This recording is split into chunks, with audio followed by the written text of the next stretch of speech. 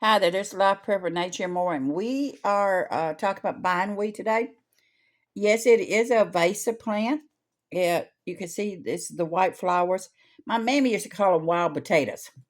Said she called them wild potatoes. You see the white flowers? There's wild potatoes, and she's talking about harvesting nodules to eat.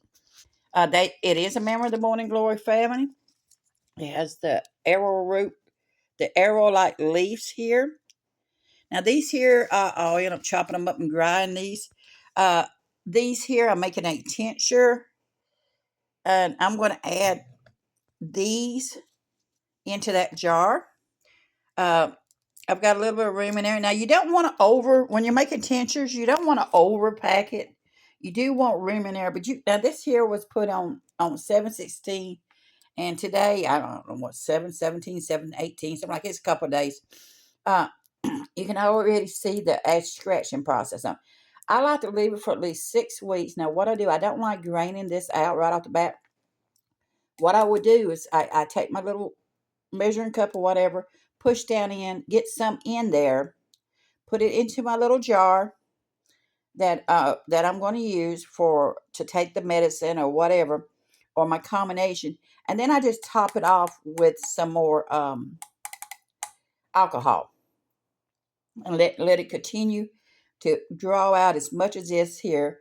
And if you know you're not going to use it for a while, you can add a few fresh pieces in top of it just to give it that little extra oomph. Like I say, this here is the flowers. Now, usually in the afternoons, they start shutting down during the day and everything.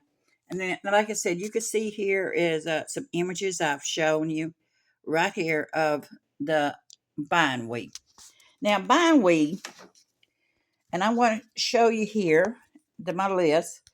Um, you can see here, bindweed helps with fevers, urinary tract problems, constipation. Now, I want to tell you, when it comes to constipation, it is a stool softener, and it helps manipulates the muscles in your body to push out the bad stuff, your waste. But be responsible. It's just like eating chocolate, the chocolate extracts that when you was a kid was in the refrigerator and all that, and you wind up going in there and eating it all, and then you pay the price for it. Well, you've got to be responsible with that. Like I say, it increases the bile production, and then it has a you know di- digestive alignment. It means it helps with the digestion and everything. Now the Indians and certain cultures used it for spider bites, but they applied it as a wash. Is what they applied it as. Same principle with the wounds. They applied it extremely as a wash. And also, people with excessive menstruation bleeding, they would make a cold tea just from the leaves, not from the flowers, just from the leaves. Okay. So there's a lot of different benefits, boosts the immune system and stuff. But like anything, you've got to be responsible with it. You cannot overtake it, overdo it. You need to be responsible when you take it, when you make it up, whether you're doing this just by itself or you're adding in with some other tinctures or blends or whatever. You need to be responsible. This here just grows wild. I mean, it just gets carried away.